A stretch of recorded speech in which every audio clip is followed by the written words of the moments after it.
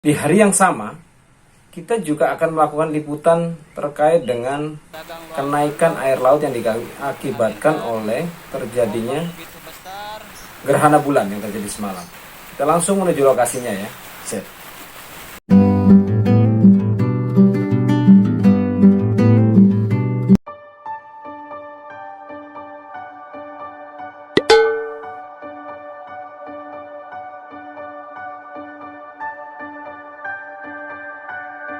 The next day later. Oke, semalam gerhana dan saat ini kita berada di atas jembatan yang menghubungkan antara di wilayah Ampenan ya, antara Kampung Sintung dan Kampung Melayu. Ini yang ke arah menuju Muara. Dan sebagaimana yang diketahui dalam laporan BMKG yang beberapa hari lalu bahwa dengan peluang terjadinya efek alam pasca gerhana adalah terjadinya kenaikan beberapa air di beberapa daerah di Indonesia, meliputi 11 wilayah. Dan ternyata sepertinya Lombok juga mengalami hal yang sama. Kita akan lihat dulu. Dan penampakan air memang sedikit signifikan ya di antara batas rata air. Dan seperti dilihat di sana, biasanya pada jam-jam ini adalah peluang air surut. Tapi kapal memudahkan masuk melalui pintu Teluk, pintu Muara maksudnya. Dan kita akan menyempatkan ke beberapa lokasi yang lain. Jadi kita sudah bergeser lagi ke satu lokasi wisata yang ada di kota, tepatnya di Pantai Loang Balu. Dan seperti laporan yang terakhir, bahwa di sini sudah terjadi kenaikan air. Jadi bisa dilihat di sini ada beberapa kios-kios toko yang sebelah di bagian barat dari lokasi pantainya. Kita akan langsung melihat ya seperti apa detailnya.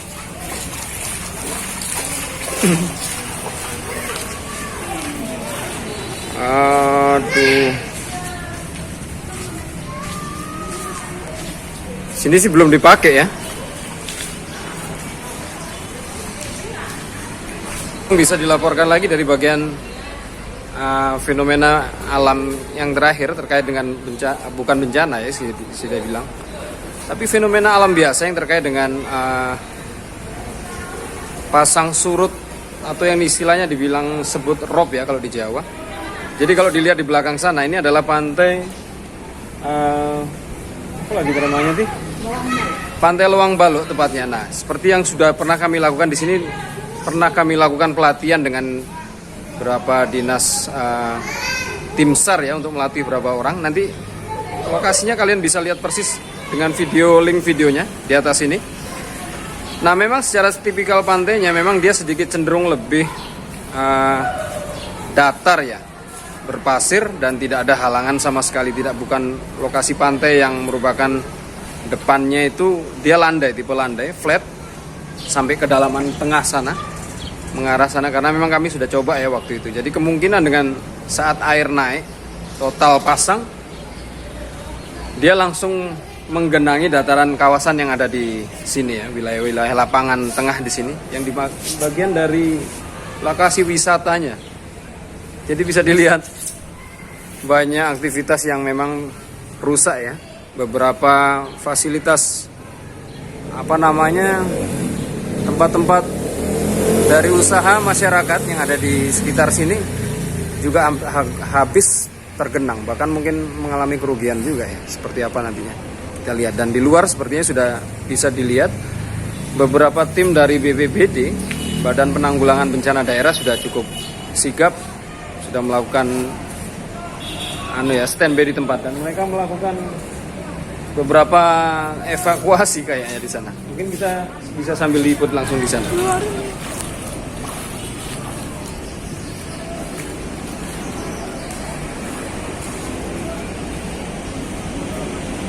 Di luar sana tampak aksi penyelamatan ini ya, beberapa perahu-perahu mainan anak-anak untuk yang bersepeda tipe kayu itu ya.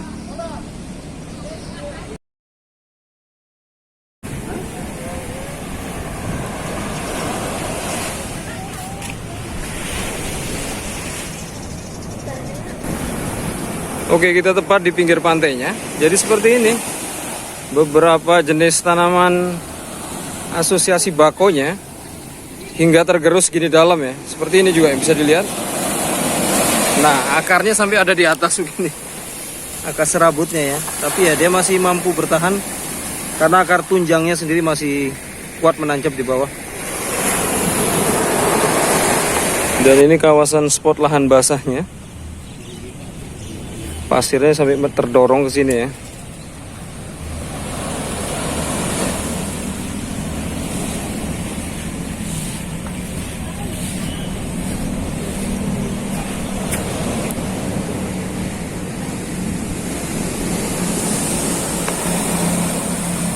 Nah, ini airnya udah datang ini.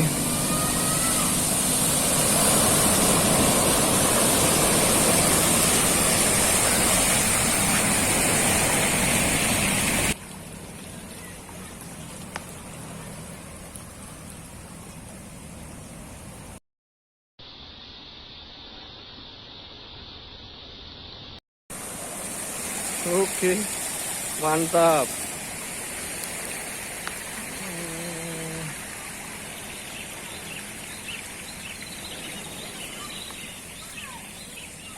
Nah, tambahan informasi sedikit. Jadi kejadian tepatnya baru air naik menurut laporan masyarakat sini itu terjadi pada saat tadi pagi ya. Jadi bukan terjadi malam. Jadi karena malam puncak bulan masih di atas tadi malam. Nah, ternyata begitu pagi posisi bulannya tergelincir, jadi proses terjadinya pasang baru terjadi. Cukup unik ya.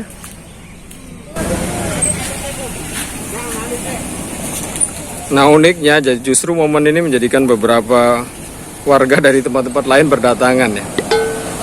Nah, seperti yang dilihat ini di satu mobil, ini adalah satu warga Hindu Bali ya. Kayaknya sih sudah mau melakukan sembahyangan.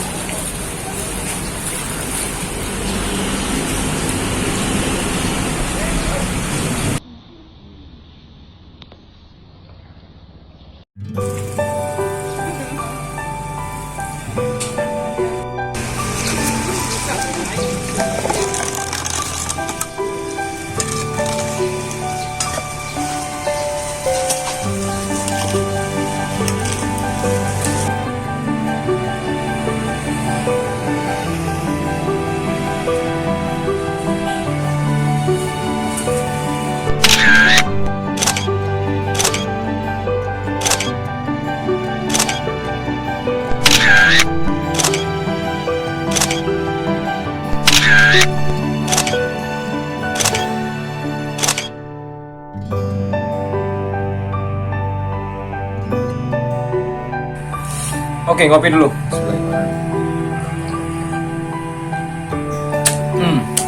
Nah, berakhir pada liputan terakhir, apakah ada sedikit konklusi ataupun yang bisa kita bahas-bahas ya. Jadi terkait dari kejadian kemarin, terkait dengan adanya luapan air laut yang berakibat dari efek gerhana. Sebenarnya sih menjadi satu catatan pentingnya seperti ini. Apakah memang kejadian kemarin luapan air itu adalah bisa disikapi sebagai bencana? Karena pada faktanya, jika memang BMKG sendiri sudah menyatakan jauh-jauh hari sebelumnya yang memang berkat peralatan canggih yang mungkin itu juga sudah berdasarkan teori pemetaan remote sensing seperti itu yang mana bisa ditentukan letak secara geografis antara ilmu antariksa juga tentang posisi bumi dan matahari, bulan yang dimana dia akan diprediksi di mana akan terjadi beberapa, dan hingga keluar rekomendasi bahwa akan ada 11 daerah yang ternyata juga Lombok mengalaminya. Nah, apakah dia menjadi bencana? Tentunya bukan ya. Kalau bisa dipikir-pikir, kalau dia bencana dia adalah semacam kejadian yang berulang, yang dimana pada saat-saat terjadi pasang surut, seperti halnya pasang surut, hal yang umum terjadi. Nah, ini adalah pasang surut yang terjadi mungkin beberapa tahun sekali terkait dengan posisi bulan yang agak sedikit mendekati bumi, termasuk dengan posisi kesejajaran dengan posisi matahari sehingga timbul fenomena gerhana dan menimbulkan juga salah satu air naik seperti halnya rob ya.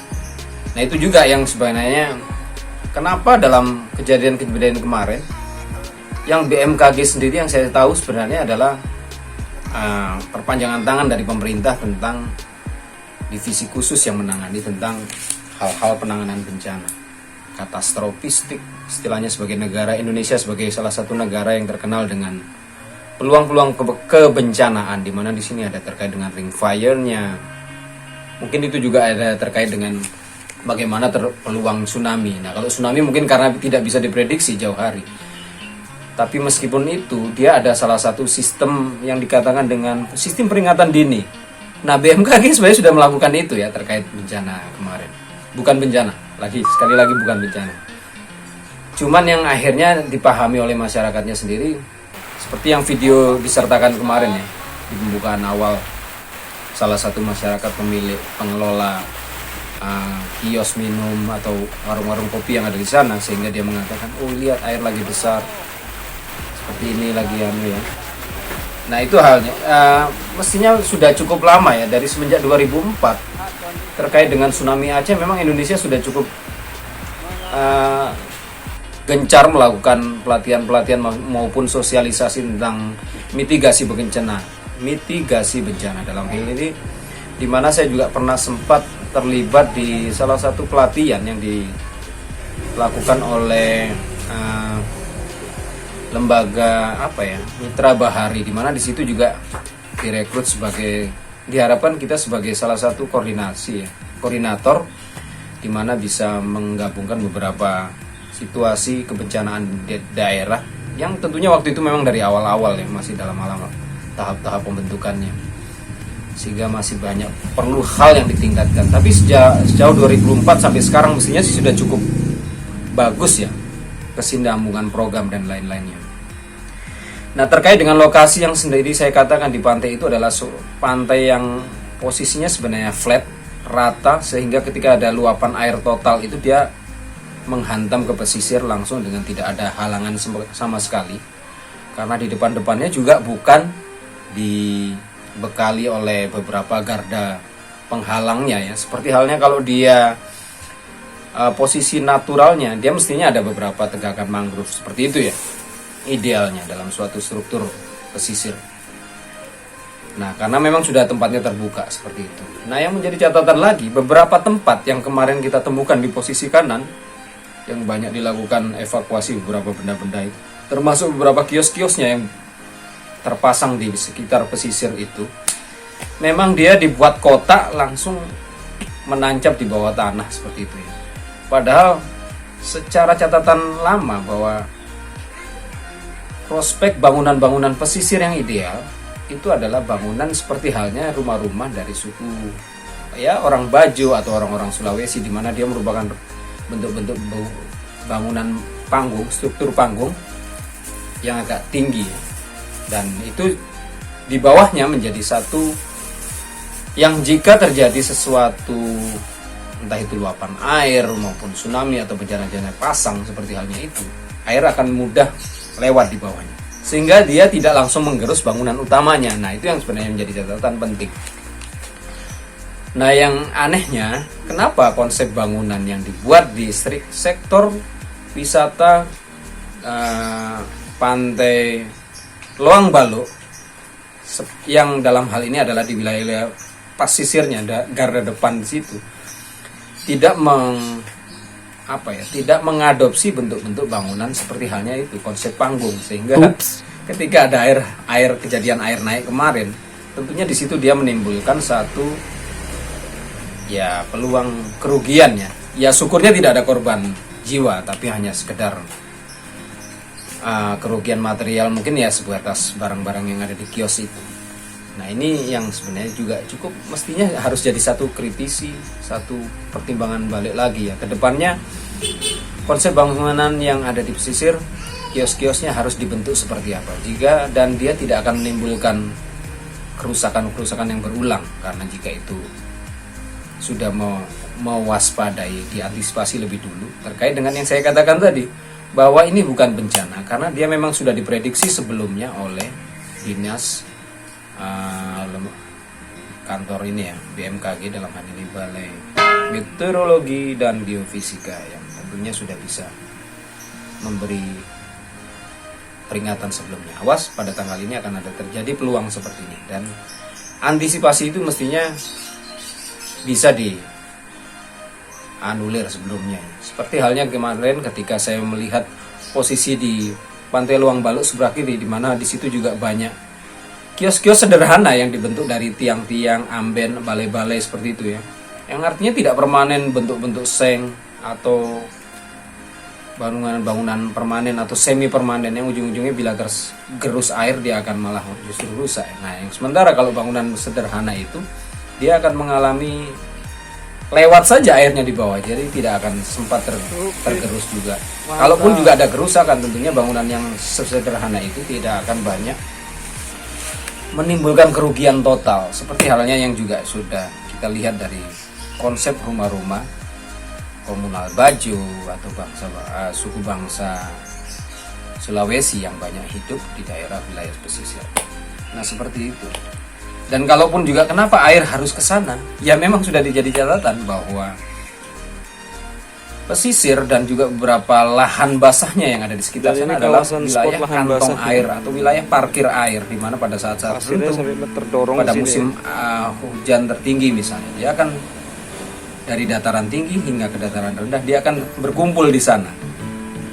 Yang menjadi keanehan itu adalah justru jika menyikapi, wah kenapa pemerintah tidak mengantisipasi ini, ya sebenarnya bukan karena itu, karena catatannya kondisi lokasi di sana dia sudah menjadi kategori wilayah zona air yang memang dalam perkembangan berikutnya dia mengalami yang namanya status perubahan status tata guna lahannya, yang tadinya dia sebenarnya konsepnya hanya untuk konsep air, akhirnya dia berubah menjadi wilayah pemukiman ataupun pengembangan sarana pariwisata. Jadi sebenarnya gampang ya disikapi bahwa seperti halnya di sebelah Kampung Melayu sendiri, di sini ada juga namanya Karangkerem. Karang adalah kawasan yang memang ada keterkaitan dengan Karangasem dulunya, yang jadi pemukiman yang terpengaruh oleh keberadaan Hindu Bali, suku bangsa Bali yang pernah berada tinggal di sini. Nah, kerem sendiri adalah berendam, artinya ada karang yang berendam, yang artinya menjadi catatan bahwa lokasi itu juga sebagai zona air. Meskipun sekarang ujung-ujungnya juga sama, dia menjadi satu lokasi pemukiman.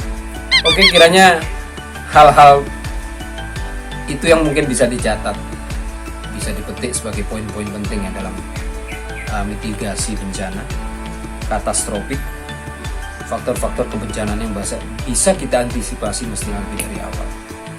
Jadi kembali lagi ke catatannya, luapan air karena faktor gerhana bulan kemarin mestinya bukan bencana. Ya syukurnya akan lebih bagus jika kita bisa antisipasi lebih dini dengan tidak ya kadang-kadang ada juga ya beberapa sikap dari masyarakat yang memang sedikit arogan mungkin ya, tidak mempedulikan peringatan sebelumnya, sehingga pada saat kejadian baru kejadiannya seperti ini, jadi menyesal belakangan juga seperti itu ya. Ya mudahan ini menjadi catatan yang bisa diambil hikmahnya kemudian, dan sebagai riwayat-riwayat kepesisiran pada khususnya di Lombok dan mungkin daerah-daerah yang lain. Terima kasih sudah nyimak, like, comment, and share, dan tentu saja subscribe. Oke, ketemu lagi di wacana yang lain. Assalamualaikum warahmatullahi wabarakatuh.